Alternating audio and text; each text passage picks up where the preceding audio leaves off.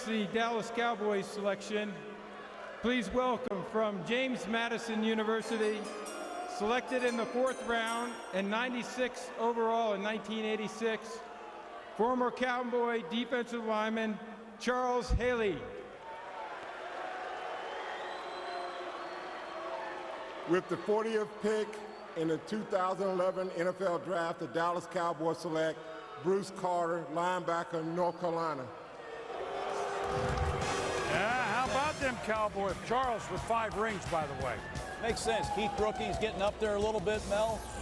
I know you like Bruce Carter. Bruce Carter would have been probably in the late 1st round mix had it not been for a knee injury. Late in the season, you talk about a kid who was at 6'2", 240, a powerhouse, strong kid, lower body, upper body, very athletic, very fast. This kid can fly, runs a 4.5 40. But I thought, despite all that power in that weight room, more of a finesse player at times during his career at North Carolina. He's not an intimidator. He's the kind of guy like a little lost at times in coverage, but a guy that certainly, had he not sustained that injury, John, you're watching here number 54. Like I said, the kid who really, again, cares about his team, good, solid player, wasn't spectacular, wasn't that off-the-charts dominator, but had it not been for the knee injury, looking at maybe the 25th pick overall, Cowboys certainly looking to get younger at that position and get the kid with some versatility as well in Bruce Carter.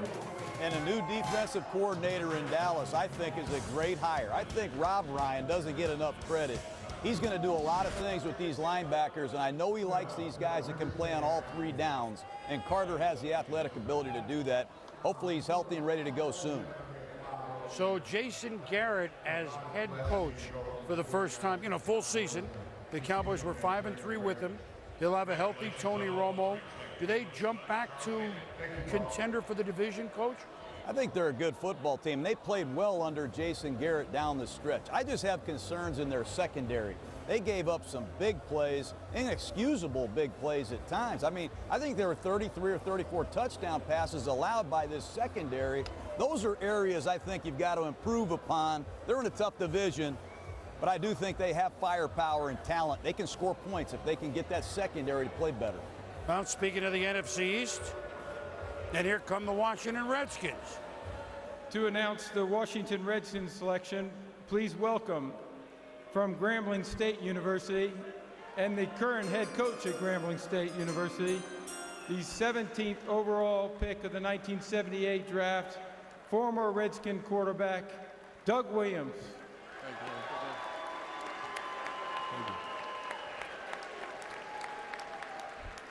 With the 41st pick of the 2011 draft, the Washington Redskins select Jarvis Jenkins, defensive end, Clemson.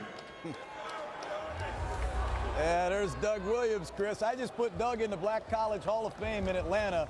That's one of my best friends right there. There's an NFL quarterback. But Jarvis Jenkins, who would have thought Jarvis Jenkins would go ahead of DeQuan Bowers when you watch the Clemson Tiger film? But here's another guy that really stood out at the Senior Bowl. He's a nose tackle, captain down there at Clemson, active player, has a lot better movement, I think, than people think, Mel. I think he can play the shaded nose, he can play the outside shoulder to guard the 3 technique. I'll tell you what, he can control, he can neutralize that double team. I thought the ability last year that I didn't see, stayed on his feet, but there were times where I thought his ball location was a little suspect. I think you look at a guy, he doesn't always react to the ball as quickly as a guy with his talent. Talking about a kid, 6'4", 310 pounds, only 17 reps, John. He's got to get a little bit stronger there, but he does have functional strength on the football field. Certain games he looked like a first-round pick. Others he looked like maybe a 4th or 5th round pick, John. I thought this is a slight reach here for the Washington Redskins early in round 2. Well, they need a big body to play inside. You're running a 34 defense. It'll be interesting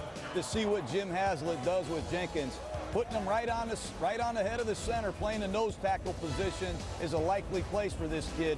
He has growing potential. I think he's got to get his body in better shape, and that'll be a challenge for Jenkins. And Stephen Paya from Oregon State's a kid, enormous strength at 49 reps at the combine. He's another kid, knee injury, first day of practice at the Senior Bowl is maybe the reason why another nose tackle, goes ahead of him that didn't necessarily have the ability in college. We're seeing that right now with Daquan Bowers, defensive end. The team I'm going to be watching with Minnesota is Minnesota with Daquan Bowers. They need a defensive end. Ray Edwards could be moving on. Daquan Bowers is going to be sitting there if the Houston Texans don't take him, and they're 3-14. They probably won't. Does he go to the Minnesota Vikings, talking about Daquan Bowers? Well, and you know what? I mean, here's two defensive linemen. Hainsworth, that actually hadn't exactly been a great marriage of late with the Redskins.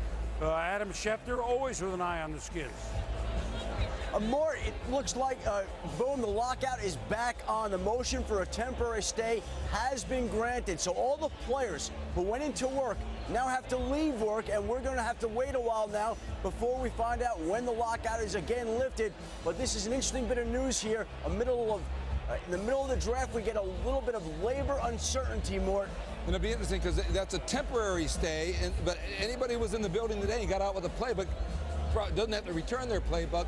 So this would go into next week. But remember, the NFL always felt its best chance was not in the Minneapolis court, but in this appellate court down in St. Louis. And today's movement, at least for a brief period, means they were right. We'll see what happens next week, but obviously putting the genie back in the bottle is not going to be very popular with fans, Boone. No, one more. Thanks to you and Adam for bringing us that news. We really appreciate it. But as expected, as you say, I mean, the legal wheels keep going on. Meanwhile, the commissioner's busy with the draft with the Houston Texans. And the Texans, remember, they're one of those teams. Is this the year? Is this the year? Is this the year? Well, they were dead last in pass defense. They got to get a defensive back. They need linebacker. They need defensive help big time. 33 to announce the Houston Texans selection for the air. Please welcome from Texas A&M University, the 12th pick in the first round of the 1994 draft by the New York Jets, former Houston Texans cornerback Aaron Glenn.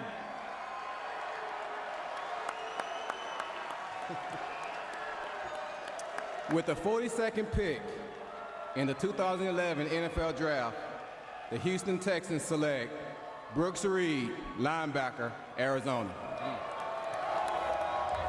Well, that's two buzzsaws that they've drafted. You get J.J. Watt in the first round and Brooks Reed, Mel, in the second round to play outside linebacker for Wade Phillips in his 34 defense. You're getting another high-effort guy.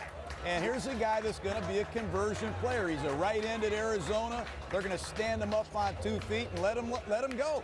When you watch this kid at the Senior Bowl, you see that long hair flopping around outside his helmet. You hear everybody say, man, this guy reminds me of Clay Matthews. Came to Arizona as an H-back, 215 pounds, turned himself into a man quick.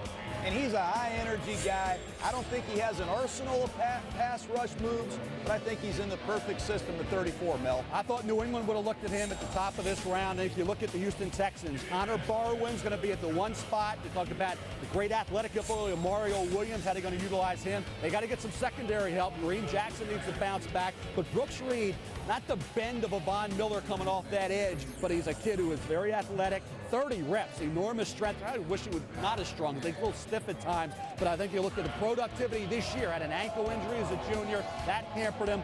Brooks Reed in this scheme opposite Connor Barwin. You have Mario Williams. You added J.J. Watt yesterday. It's a 3-4 defensive end. Now you got to look at the secondary. Safety, corner is areas they need to address. I think it's got to be almost an all-defensive draft for the Texans. They allowed 33 touchdown passes. Getting after the quarterback's going to help that. Offense, I'd forget about, maybe out a wide receiver late for depth purposes. That's it. All defense for the Houston Texans. They have one of the best offenses, one of the most balanced offenses in the National Football League. They're fine there. They just can't stop anybody. I can't say enough about effort. I watched Clay Matthews play for the Packers. He makes a lot of second effort plays, supreme effort, and that's clearly what Gary Kubiak is doing with this Texan defense. J.J. Watt and Brooks Reed provide a lot of effort. I love watching guys like this play. Now happiness in Tucson, Arizona, and happiness for new defensive coordinator of the Texans, Wade Phillips. When we return, the Vikings.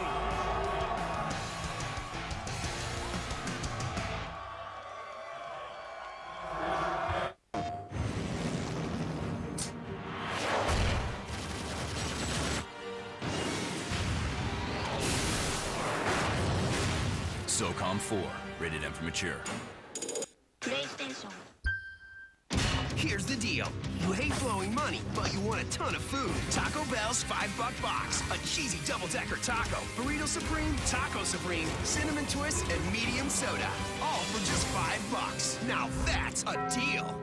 Homeowners, rates have been going up, but you can still refinance to a fixed rate as low as 4.5%.